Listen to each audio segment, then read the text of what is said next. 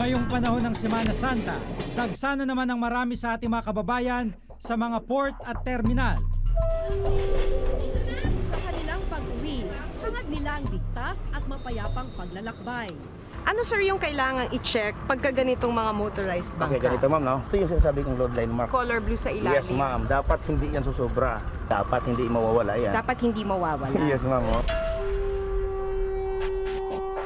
Sa itsura pa lang ng tren na ito, makikita mong talagang halos napabayaan na dahil yung mga upuan hindi na magagamit ng mga pasahero at akala mo parang isang bodega na lamang ang tren na ito. Paano nga ba sinisiguro ng pamahalaan na magiging ligtas ang kanilang mga biyahe? Ang ating Sea at Railway Transit, dalawa sa mga pangunahing transportasyon na sinasakyan ng marami sa ating mga kababayan. Kasabay ng paggunita sa mahal na araw, alamin kung sapat nga ba ang hakbang na ginagawa ng gobyerno para mapanatiling ligtas ang bawat biyahe. Nasusunod nga ba mga patakaran para sa maayos na paglalakbay at paglalayag? Ito ang biyaheng ligtas? Reporter's Notebook Special Report.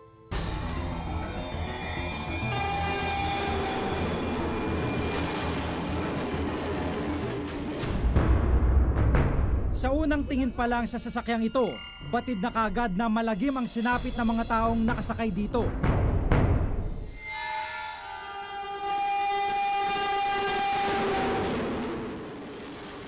Pasado alas 9 noong nakarang Lunes, nabangga at nakaladkad ng dumaraang tren ang kotseng sinasakyan ng mag-inang Annabel at Christine de Guzman dito sa Calamba, Laguna.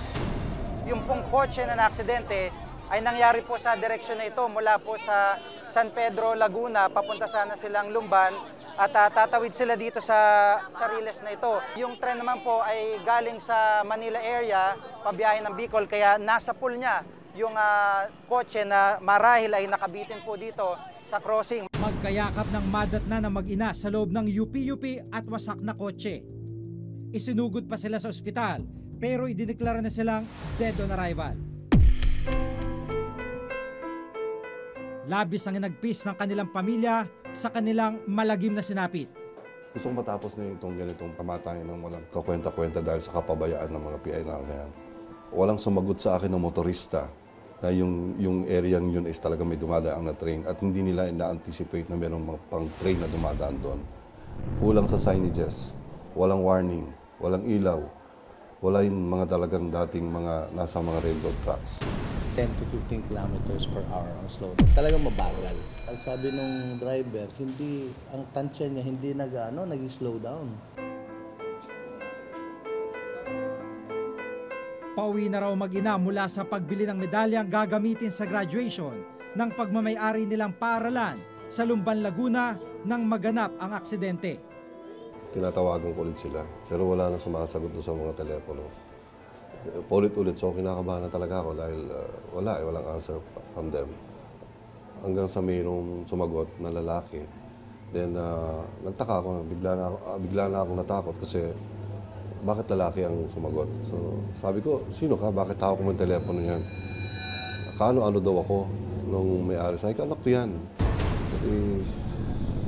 Sabi nga niya na, kasi na-aksidente yung anak niyo at saka yung kasama niya. Nasagasaan ng train dito sa may Calamba. Yun. Hysterical na ako.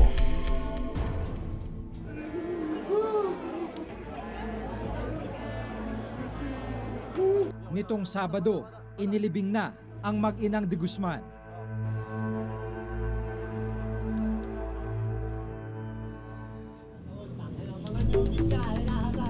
Binalikan namin ang crossing na pinangyarihan ng aksidente. Wala pa ring ilaw, harang, o kahit anumang babala na anumang oras ay maaaring rumagasa ang tren. Tanging sigawan ng mga nakatira sa gilid ng Riles lang ang hudyat ng mga motorista na parating na ito. Hindi na raw ito bago sa mga nakatira malapit dito. May mga railroad crossings na dahil hindi naman yan na kasama doon sa recently completed project here in Metro. May mga railroad crossings dyan na old signages pa, ang railroad signages pang nandyan. At yung iba nga, nabangga, minsan yung DPWH, kung nag-widening sila, kung gumagawa ng ano, may mga crossing signs na naalis. Hindi rin daw ito ang unang pagkakataon na may naaksidente dito. 11 taon na nakakalipas nang mabangga rin ng tren ang coaster na may sakay na 36 na estudyante sa mismong crossing kung saan naaksidente ang mag-inang de Guzman. Gaya ng nangyari sa mga de Guzman, sinasabing kawalan ng sapat na warning device ang dahilan ng banggaan. Papunta sa isang field trip noon ang mga estudyante. Isa sa mga nakaligtas dito, si Ninay Versosa. Doon nakita na, yun nga, syempre yung brain ko, namagana siya, nawala na yung mga convolutions sa brain, yung ganun. Tapos, yung spleen ko, wala, nawasak na siya, nag-rupture. Yung liver ko ay multiple lacerations. So, napuno ng blood yung lungs ko and yung abdomen.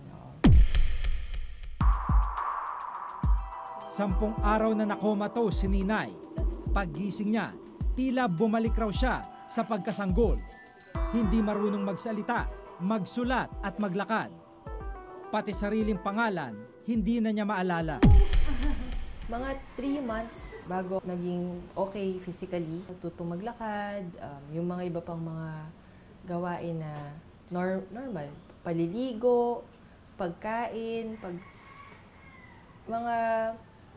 siguro mga humigit kumulang 1 taon bago na-regain ko yung memory ko.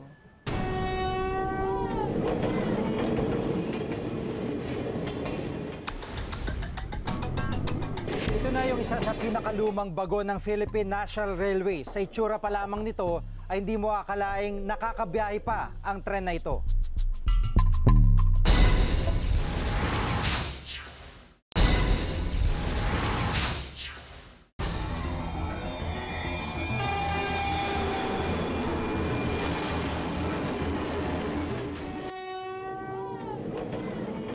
Hindi lahat maswerteng nakaligtas sa banggaan ng tren at coaster sa Calamba, Laguna.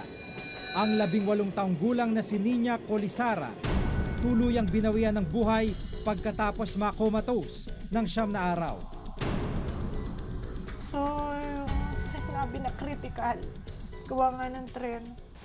Galit ako sa gobyerno, galit ako kasi kahit pa sabihin mo yun yung fate niya, pero kung meron yung man lang na nung time na yun, galit na galit ako sa pinakamataas sa pununo ng Laguna kasi sa dami ng mga case na mga na-aksidente doon sa lugar na pinangyarihan. Walang ginawang aksyon.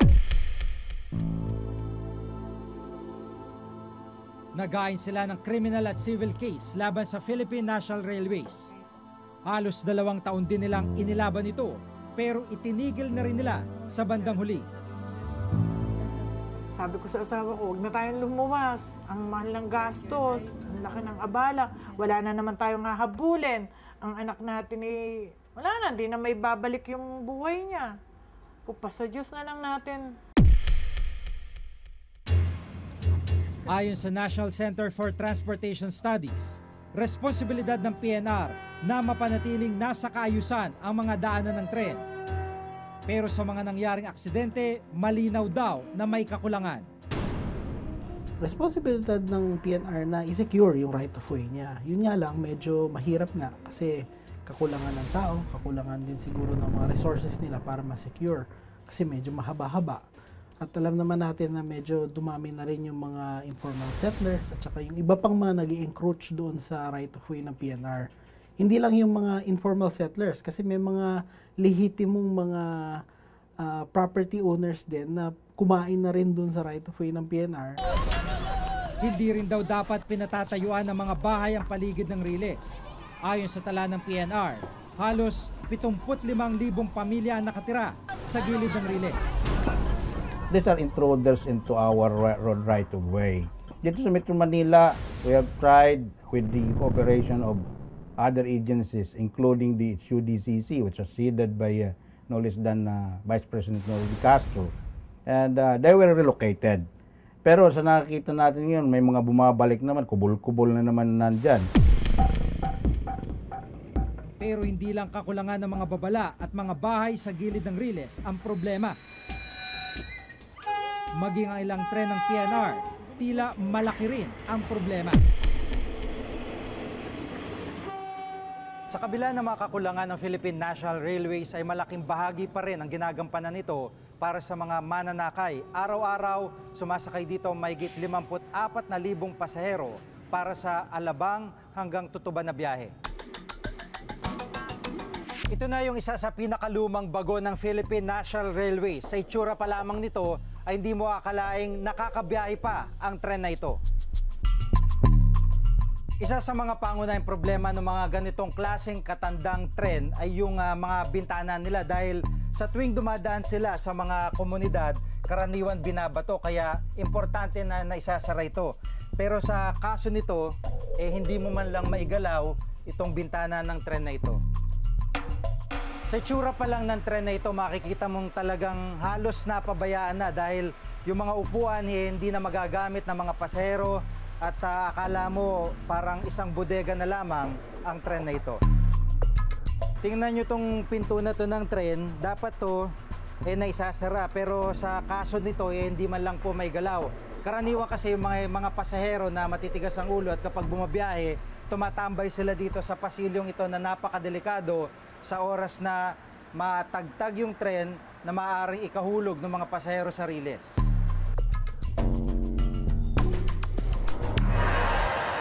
Problema rin kasi natin is hindi mo naman kasi mapalitan dahil nga kulang din yung pondo mo para makabili ng mas makabagong mga train sets. Hindi namin pa tatakbuhin yan kung hindi yan pwedeng sakyan. That is standard yan. Ayon sa tala ng Philippine National Railways, umabot na sa halos 100 ang mga aksidenteng dulot ng tren.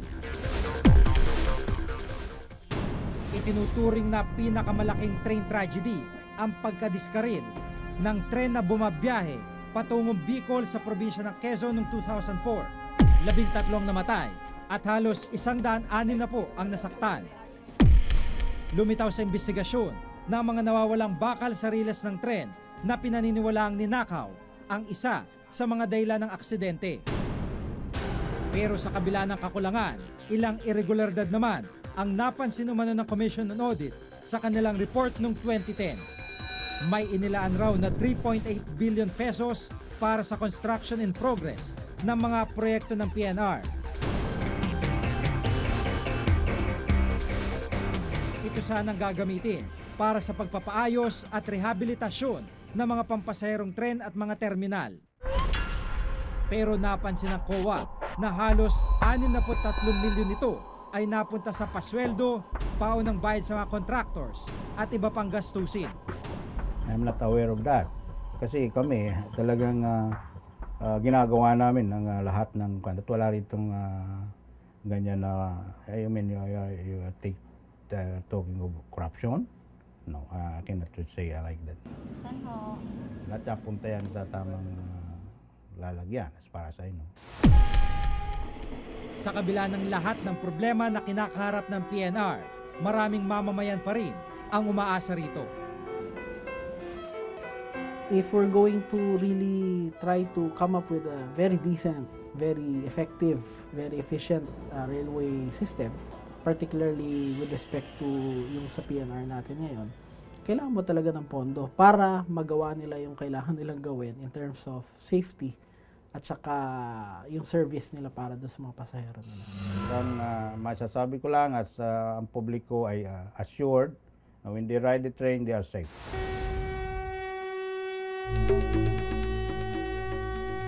Ginawang National Railway System upang maging mas madali at mas mura ang pagbiyahe. Nagbibigay daan din ito para sa mas malagong kalakaran ng mga produkto. Pero kung hindi ito napapanatiling maayos at ligtas, hindi malayong maulit ang mga malalagim na aksidente. Sana maging mabilis ang pagtugon ng mga kinaukulan sa mga problemang kinakaharap ngayon ng ating mga pampublikong sasakyan. Ako si Jigo Manicad at ito ang nakatala sa aking Reporter's Notebook. Wala ko kayong permit para kumuha ng pasahero? Wala. Hindi kami nakakakuha. Pero kung tutubos, makakatubos. Wala. Wala naman nagpapatrol dito.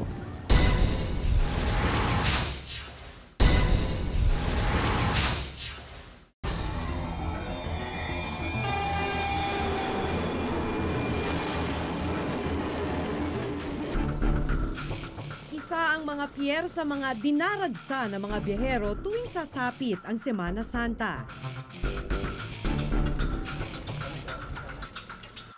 Ang port dito sa Batangas ang isa sa mga nagsisilbing daanan para makatawid ang mga produkto at pasahero sa pagitan ng Luzon at mga isla sa Visayas at Mindanao.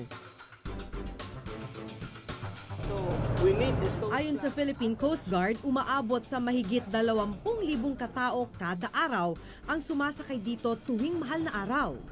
Tinatayang 6,000 Pinoy ang sumasakay sa mga sea vessel kada oras sa buong bansa.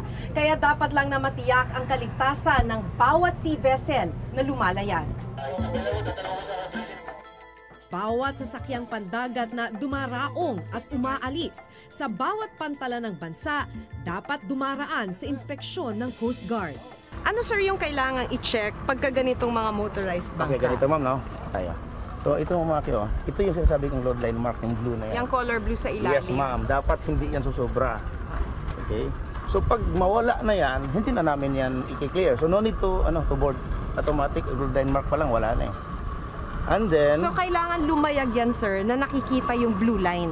Dapat hindi mawawala yan. Dapat hindi mawawala? Yes ma'am. Oh. Pagka nawala yung blue line na yan, kailangan hindi na siya lalayag. Oo, overload. Otherwise, Overload we have to na. unload some cargoes and passengers para ma-clear namin sila. Bawat sasakyang naglalayag sa karagatan ng bansa, kinakailangang kumuha ng kaukulang lisensya mula sa Maritime Industry Authority o Marina. Bakit importante na yung bangkang sasakyan mo ay rehistrado, may hawak na ganitong papeles? Yes, ma'am. Para malaman natin na siya ay dumaan sa masusing inspection, seaworthiness inspection ng Marina. Ano yung seaworthiness? Okay. Ibig sabihin, pag sinabing seaworthy, stability-wise, stable siya. So, hindi siya yung tipo na lulubog o tatagilid kapag masubject siya sa mga outside factors like alon. Para sa mga open deck na sasakyan tulad ng bangkang ito, maaari lamang makapaglayag ang bangka kung bawat isang pasahero ay may suot na life vest.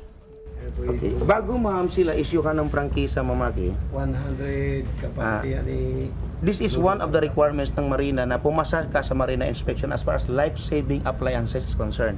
Life-saving appliances ito counted. Ang mga accredited na life vest ng Marina ay yung mga dumaan sa kanilang inspeksyon at nasigurong lulutang. Ang Marina accredited kasi may corresponding number of hours na parang 3 days ata, lutang ka pa rin eh. Pero sa aming pag-iinspeksyon sa bangkang ito, natuklasan naming may lisensya nga ang bangka mula sa Marina, pero ang iba sa mga life vest na kanilang gamit, hindi accredited ng Marina. Hindi kayo pareho, bakit nga naman? Ba't naman halo-halo to? Dapat hindi. Anong mangyayari kung booking na may problema sila sa life vest? I-report namin ito ma'am sa Marina na yung bangka na yan ay mayroon silang life jackets na hindi Marina accredited. Pero ang mas nakababahala, hindi raw lahat ng sea vessels sumasailalim sa ganitong inspeksyon.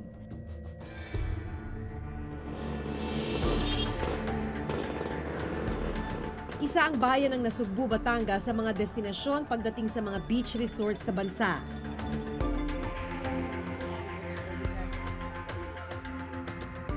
Sa aming paglilibot, inabutan namin ang ilang mga bangka na nagsasakay ng mga pasahero. Ang isang maliit na bangkang ito, mahigit 100 pasahero ang isinasakay papunta sa kabilang beach. Nakasuot man ng life vest ang mga pasahero, pero dahil sa bigat, hindi na makita ang floating line ng bangka. Tanda ng overloading.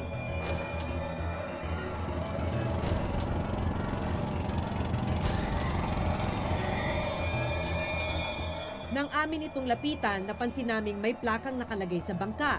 Tanda na ito ay rehistrado. Pero nang aming tanungin ang bangkero tungkol sa kanyang rehistro, So, ibig sabihin ho, nakarehistro kayo. Nakarehistado. Pero, One lang, expire na. nang ipakita sa amin ng bangkero ang kanyang papeles, natuklasan naming pasuna ang kanyang rehistro noon pang 2002. At ang kanyang lisensya ay para lamang sa pangingisda at hindi sa pagsasakay ng mga pasahero.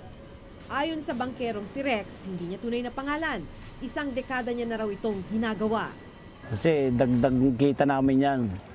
Kahit pa paano nakakabili kami ng bigas sa pagkuha ng mga pasahero. Mga bangkang kolorum ang tulad ng bangka ni Rex. Ito ay yung mga bangkang walang lisensya o pasuna ang nakarehistrong lisensya mula sa marina. Ayon kay Rex, halos kalahati ng mga bangka sa kanilang lugar, kolorum. wala ho kayong permit para kumuha ng pasahero. Wala. Hindi kami nakakakuha. Pero kung tutubos, makakatubos.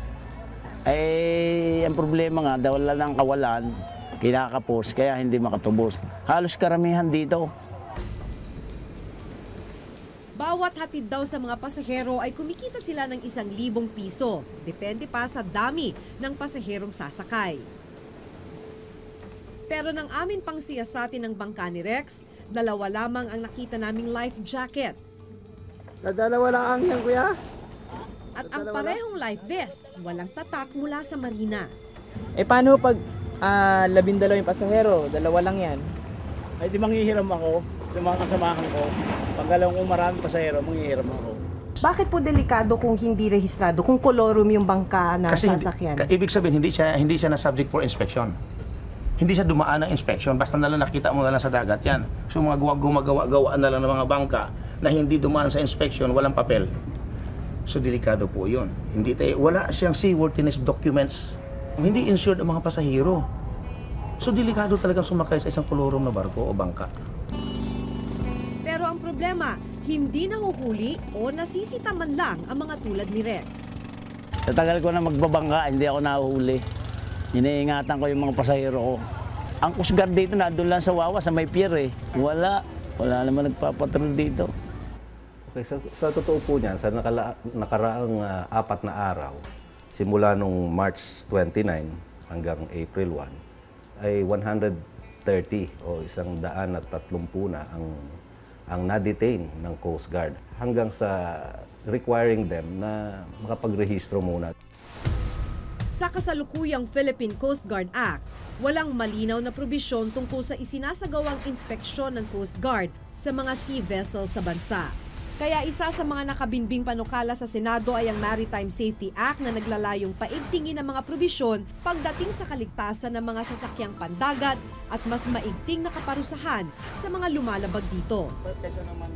Pero anumang higpit ng batas ukol sa kaligtasan sa mga sasakyang pandagat, malaking balakid pa rin daw ang kakulangan ng ating mga bantay dagat.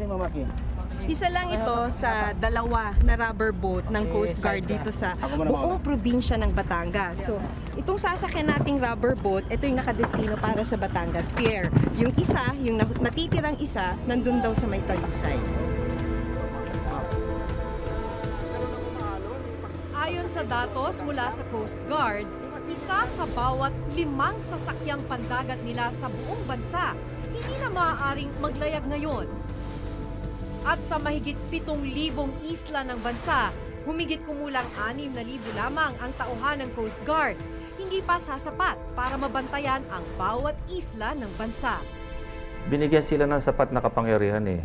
And having said that, natural kailangan i-back up yun ng pondo. At kung may pondo ka, makakahire kang additional tao, equipment, vessels, patrol boats, things like those. No? Inaamin namin yan na sa kasalukuyan, meron kaming kakulangan sa katauhan at sa mga equipment. Pero sa plano rin ng Department of Transportation, we are expected to increase up to 8,800 within the next 4 years. Mahigit 50 milyong pasahero ang sumasakay sa ating mga sasakyang pandagat kada taon. Kaya naman pagdating sa kaligtasan sa karagatan, inaasahan ang mas malaking layag at mas matibay na angkla ng suporta at aksyon mula sa pamahalaan para anumang alon ng panganib o nakaambang trahedya ay mapaghandaan at maiwasan. Ako si Maki Pulido at ito ang nakatala sa aking Reporter's Notebook.